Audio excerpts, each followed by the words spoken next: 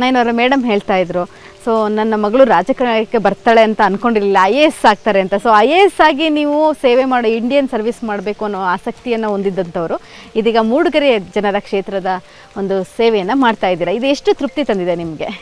Actually ಒಂದು ಶಾಸಕರಾಗಿ ಅಥವಾ ಶಾಸಕಿಯಾಗಿ 30 ಇಲಾಖೆಗಳು ನಮ್ಮ ಅಡಿಯಲ್ಲಿ ಬರುತ್ತೆ. ಸೊ ನನಗನ್ಸುತ್ತೆ ಒಂಥರ ಬಿಗ್ಗೆಸ್ಟ್ ಇನ್ಫ್ಲೂಯೆನ್ಸರ್, ಒಂಥರ ಅತಿಯಾದ ಪ್ರಭಾವ ಬೀರುವಂಥ ಒಂದು ಇದು ವೃತ್ತಿ ಅಥವಾ ಒಂದು ಕ್ಷೇತ್ರ ಅಂತ. ಮೇಡಮ್, ನಾನು ನಿಮ್ಮ ಪುಸ್ತಕವನ್ನು ಓದ್ತಾ ನೋಡಿದ್ದೆ. ಸೊ ಅದರಲ್ಲಿ ನೀವು ಬರೆದಿದ್ರಿ, ನಿಮಗೆ ಹೆಸರು ಕೂಡ ಇಟ್ಟಿರಲಿಲ್ಲ ಅಂತ ಹೇಳ್ಬಿಟ್ಟು, ಆದರೆ ನಿಮ್ಮ ಮಗಳಿಗೆ ಮಾತ್ರ ಚಂದದ ಹೆಸರನ್ನು ಇಟ್ಟಿದ್ದೀರಾ. ಸೊ ಈ ಹೆಸರನ್ನು ಯಾರು ಚೂಸ್ ಮಾಡಿದ್ದು? ಅದು ನನ್ನ ಫ್ರೆಂಡು ನನ್ನ ಪಕ್ಕದ ರೂಮಲ್ಲಿ MLA ಅದು ಆಗಿದ್ದಾಗ ನಾಗಮ್ಮ ಕೇಶವಮೂರ್ತಿ ಅಂತ ಇದ್ದರು.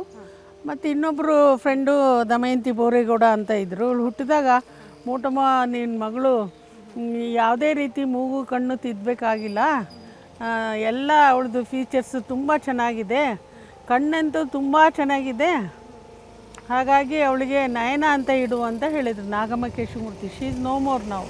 ನಮ್ಮ ಅತ್ತೆ ಇದ್ದವರು ಅದಕ್ಕೆ ಜ್ಯೋತಿ ಅಂತ ಇಡಬೇಕು ಅಂದರು ನಮ್ಮ ಅತ್ತೆ.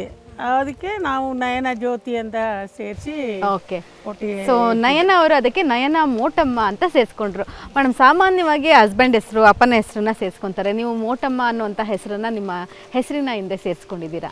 ನಾನು ಯಾವತ್ತೂ ಅಂದ್ಕೊಳ್ತೀನಿ, ಎಲ್ಲರಿಗೂ ಆ ಅದೃಷ್ಟ ಸಿಗೋದಿಲ್ಲ ತಾಯಿ ಹೆಸರು ಇಟ್ಕೊಂಡು ಒಂದು ಯಾವುದೇ ಒಂದು ಕ್ಷೇತ್ರದಲ್ಲಿ ಮುಂದುವರಿಲಿಕ್ಕೆ. ಯಾವುದೇ ಒಂದು, ನೀವು ಜರ್ನಲಿಸಮ್ ಆಗಲಿ ಅಥವಾ ಒಬ್ಬ ಡಾಕ್ಟ್ರ್ ಆಗಲಿ ಅಥವಾ ಇನ್ನೊಂದು IAS ಅಧಿಕಾರಿ ಆಗಲಿ, ತಾಯಿ ಹೆಸರನ್ನು ಆ ಎತ್ತರಕ್ಕೆ ತೊಗೊಂಡು ಹೋಗಲಿಕ್ಕೆ ಸಾಧ್ಯನೇ ಇಲ್ಲ. ಆದರೆ ನಾನು ಅಂದ್ಕೊಂಡೆ ಇದು ನನ್ನ ಅದೃಷ್ಟ, ನನಗೆ ಸಿಕ್ಕಿರೋ ಒಂದು ಇದು ಅಂತ. ಆಮೇಲೆ ಅದ್ರ ಹೊರೆ ಜಾಸ್ತಿ ಇತ್ತು ಆ್ಯಕ್ಚುಲಿ.